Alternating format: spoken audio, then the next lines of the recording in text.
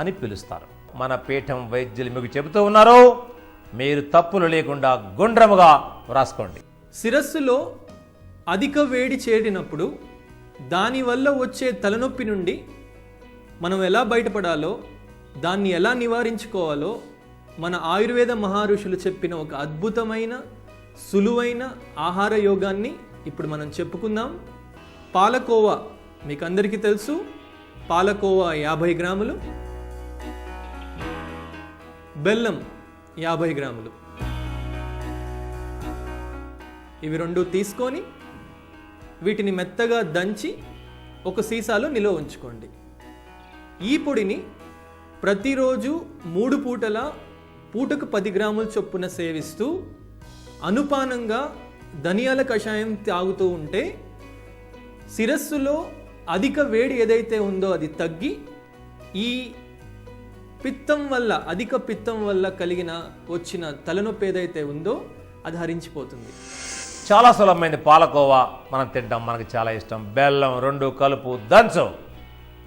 ముందు రోట్లో వేసి దంచు, తర్వాత నోట్లో వేసి దంచు. బాగా హాయిగా దంచేసి తినేసి 1 కప్పు ధనియాల కషాయం తాగాలి. ఎలా తయారు చేస్తాం మనం ధనియాల కషాయం? 2 కప్పుల నీళ్లు తీసుకొని 1 చెంచా ధనియాలు కొంచెం నలగగొట్టి అందులో వేసి కప్పు కషాయం మిగిలేంత వరకు మరగబెట్టి దించి వడపోసి అందులో 1 చెంచా కండ చక్కెర పొడి కలిపి హాయిగా గనక తాగితే తలనొప్పి అద్భుతముగా తక్షణమే తగ్గిపోవచ్చున్నదే. అంతే, తిరుగులేదు.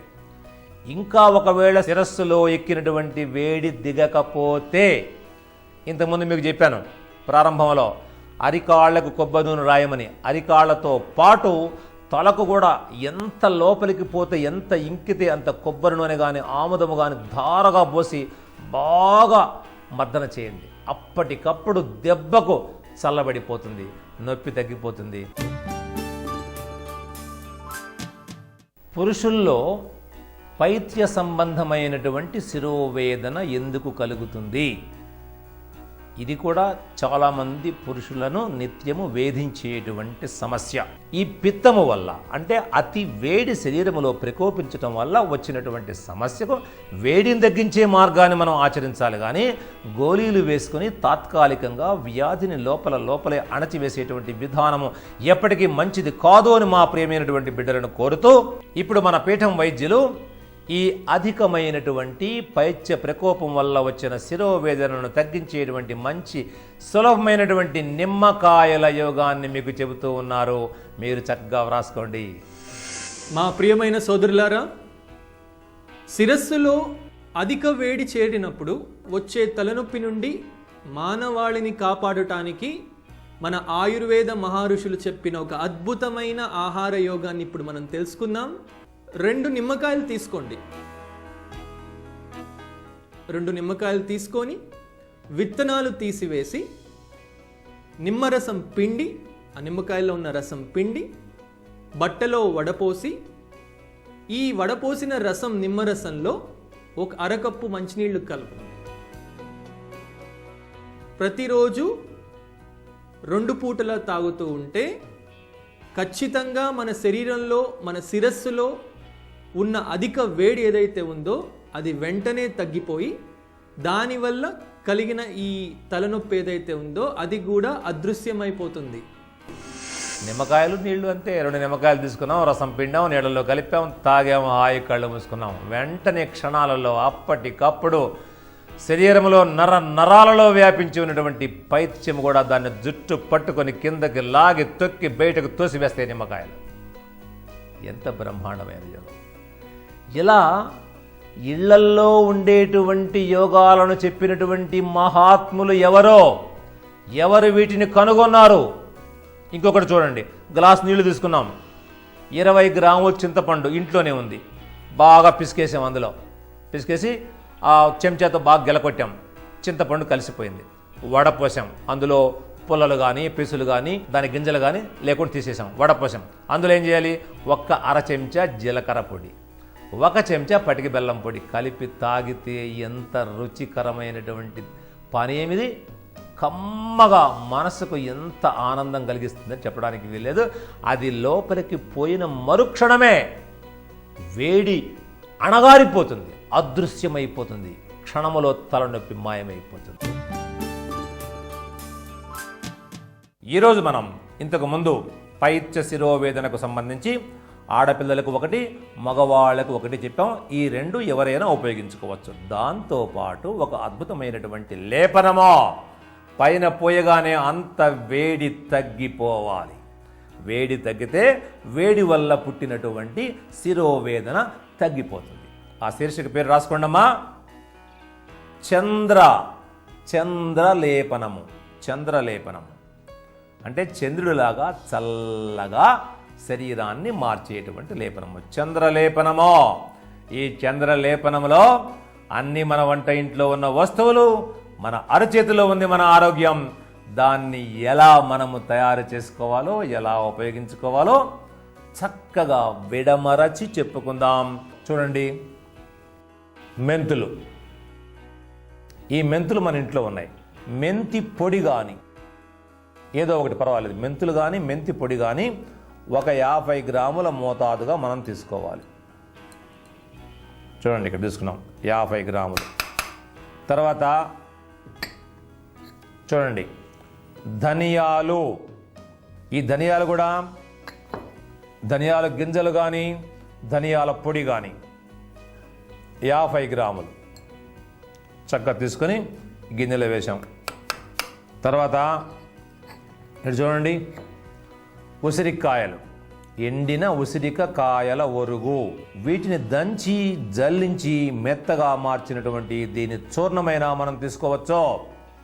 ఈ చూర్ణము 50 గ్రాములు ఇదిగో తీసుకున్నాం. ఈ మూడింటిని చక్కగా కలిపి వీటిని పాత్రలో వేసి ఇది మునిగే వరకు నీళ్లు పోసి తెల్లవారిందాకా నానబెట్టాలి. నానబెట్టి ఉదయం పూట మెత్తగా రుబ్బాలి. చూడండి, నీళ్ళు తీసుకో. ఈ 3 పదార్థములు అద్భుతంగా, అతిగా, తిరుగు లేకుండా వేడిని తగ్గించి చలువ చేసేటువంటి స్వభావాన్ని కలిగి ఉన్నాయి. ఇక్కడ నూరుతూ ఉన్నారు, చూస్తూ ఉండండి.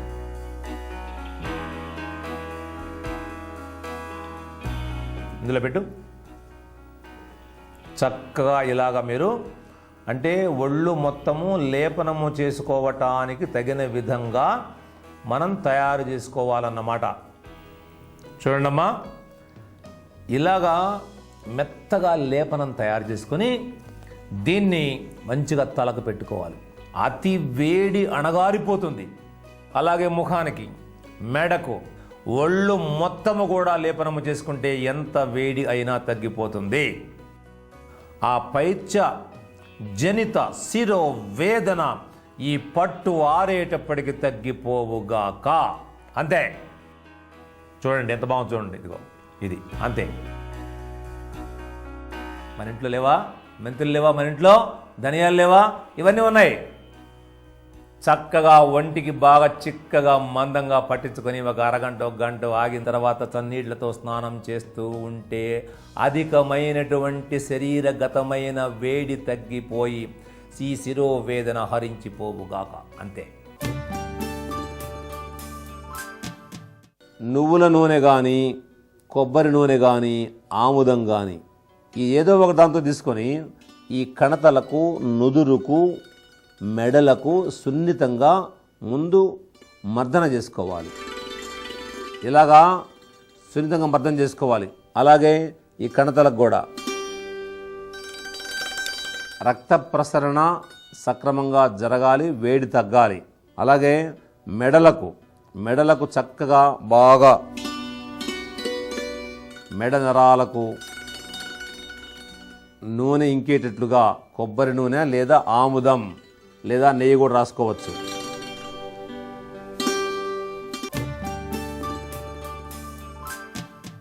ఈ పైత్యానికి సంబంధించినటువంటి ఈ తలనొప్పి ఈ కార్యక్రమాల తర్వాత వెంటనే తగ్గడం కోసం ఇప్పుడు 2 పాదాలు ఈ చల్లటి నీళ్ళల్లో అంటే వేడి వల్ల తలనొప్పి వచ్చినటువంటి వాళ్ళు చన్నీళ్ళలో పెట్టాలి. పెట్టు. పాదాలు మునిగే వరకు పాదాలను చన్నీళ్ళల్లో పెట్టాలి. పెట్టి కూర్చుంటే ఈ చల్లదనము పాదాల గుండా శిరస్సును చేరుతుంది. శిరస్సుకు కూడా ఆముదం బ్రహ్మాండంగా బాగా తల అంటితే దెబ్బతోటి తలకెక్కినటువంటి వేడి మొత్తం దిగిపోయి 10-15 నిమిషాలలో తన్నుకుంటూ ఈ అధిక వేడి వల్ల అధిక పైత్యము వల్ల పుట్టినటువంటి శిరోవేదన అణగారిపోతుంది. ఈ పైత్య దోషజనితమైనటువంటి శిరోవేదన ఈ నీళ్లలో చన్నీళ్లలో కాళ్ళు పెట్టడంతో ఇది తగ్గిపోతుంది. పిత్త శిరోవేదన అతి వేడిని తగ్గించేటువంటి ఆసనాలు. ఇందులో ముఖ్యంగా వక్రాసనము.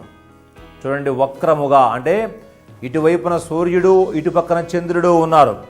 వీళ్ళిద్దరిని సమముగా మారిస్తేనే మనకు అతి వేడి తగ్గుతుంది, అతి చలవ తగ్గుతుంది, సమత్వం వస్తుంది. చూడండి, వక్రాసనము.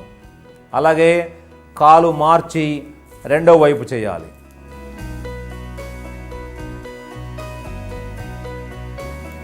ఇది వక్రాసనము. వక్రాసనం అయిపోయిన తర్వాత ఉదరాకర్షణాసనము. ఉదరాకర్షణాసనము చూడండి, ఇక్కడ ఆచార్యులు చూపిస్తున్నారు. ఇటువైపుకి చూడండి, ఇక్కడి నుంచి మరలా ఇలా ఉంచటం. ఉదరాకర్షణాసనము. ఉదరాకర్షణములో ఇందులో కడుపులో ఉన్నటువంటి పైత్యము బయటకు తోసివేయబడుతుంది. 2 రకాలు చెప్పుకున్నాం. ఇక మూడవది త్రికోణాసనము. ఇక్కడ చూపిస్తారు చూడండి, 3 కోణములుగా శరీరమును వంచాలి మనం. చూడండి,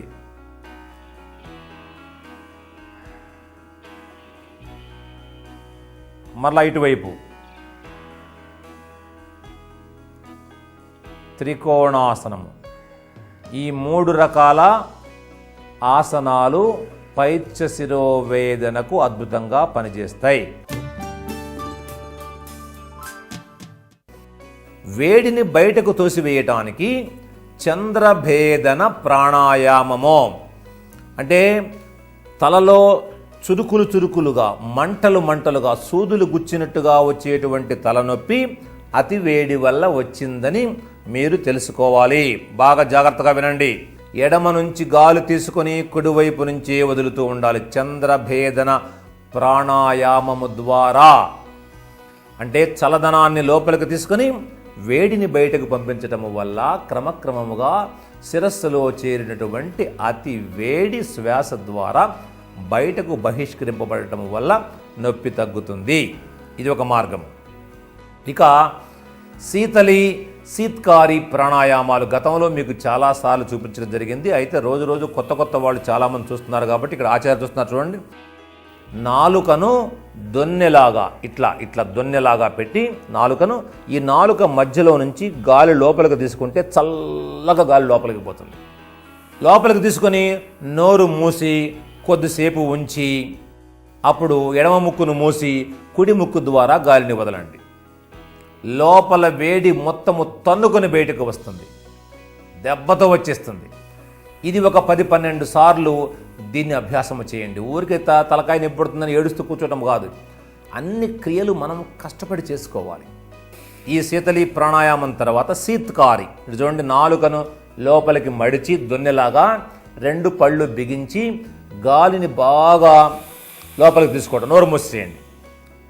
నోరు మూసివేసి ఎడమ ముక్కును మూసి కుడి ముక్కు గుండా గాలిని బయటకు వదలండి. ఈ 3 ప్రక్రియల ద్వారా ఎంత భయంకరమైనటువంటి వేడి అయినా బయటకు తోసివేయబడుతుంది.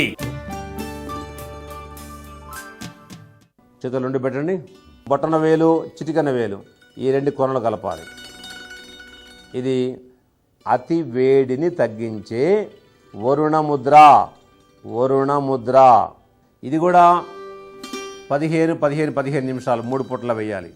అయితే ఈ వేడి వల్ల పుట్టిన తలనొప్పి తగ్గిన తర్వాత అంతసేపు వేయవలసిన అవసరం ఉండదు. 10 నిమిషాలు 5 నిమిషాల వరకు తగ్గించుకుంటూ క్రమంగా 5-5 నిమిషాలు రోజు ఈ వేడి తత్వము కలిగిన వాళ్ళు విడిచిపెట్టకుండా మధ్యలో చేస్తూ ఉంటే ఒక 15-20 రోజులు చేసేటప్పటికి కానీ దీని సంపూర్ణమైన ఫలితం మనకు అర్థం కాదు అని మీకు తెలియజేస్తున్నాను.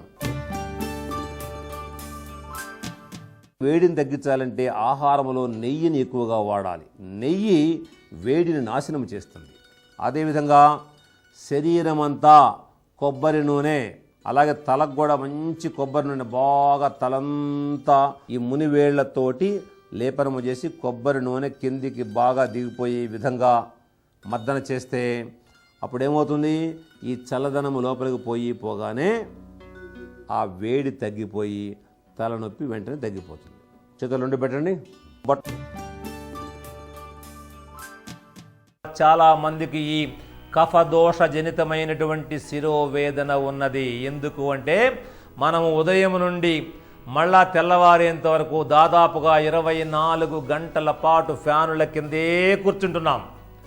కొద్దిసేపు 5 నిమిషాలు కనుక కరెంటు పోయిందంటే ఊపిరాడదు, తట్టుకోలేం. మరి కరెంటు లేనప్పుడు ఎంత ఆనందంగా ఆరోగ్యంగా హాయిగా జీవించారు మన పెద్దలు. అంటే ఇలాంటి నిరంతరమైన ఎడతెగనటువంటి గాలికి వాళ్ళ శరీరాలు ఆనాడు అలవాటు పడలేదు. క్షణం కరెంటు పోతే చాలు వెంటనే ఇస్సు బస్సు అబ్బో అని అనుకుంటూ ఏదో కాగితం ఏదో విసురుకుంటూ ఉంటాం. ఈ కఫాన్ని తలలో అతిగా పెంచుకొని అతిగా నింపుకొని అది ఈ శిరస్సులో జరిగేటువంటి జీవన క్రియలకు అడ్డుపడుతూ మొయ్యటానికి వీల్లేనంత బరువుగా మారిపోతుంది. అది గుర్తు మీకు. ముక్కు వెంట ధారాపాతంగా నీరు కారిపోతుంది, ఆగటం లేదో, తుడుచుకుంటూ ఉన్నాం మళ్ళా వస్తూ ఉంది. తుమ్ములు ఒకదాని వెంట ఒకటి అలా పడిపోతూనే వస్తూనే ఉన్నాయి తుమ్ములు.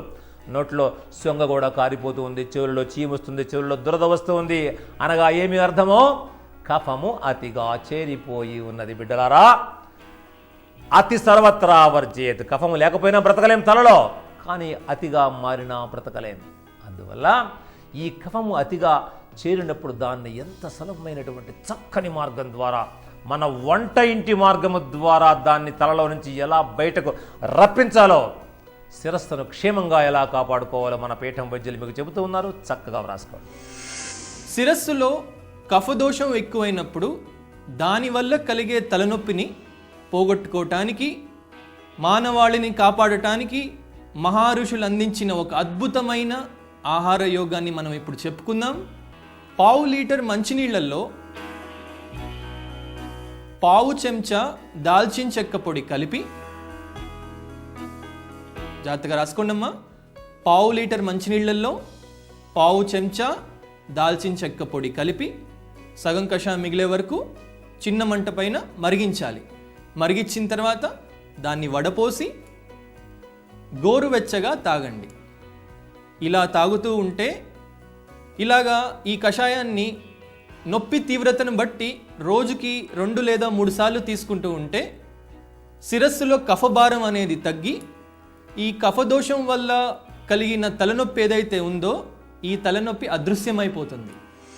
ఏమా, దాల్చిన చెక్క ఎక్కడ ఉన్నది? మంచి నీళ్లు ఎక్కడ ఉన్నవే? ఇంటిలో ఉన్నవి. నీళ్లలో దాల్చిన చెక్క ఈ కషాయంగా ఈ ఉదయం మధ్యాహ్నం సాయంత్రం 3 పూటలు తాగు. అంతే, అయిపోయింది.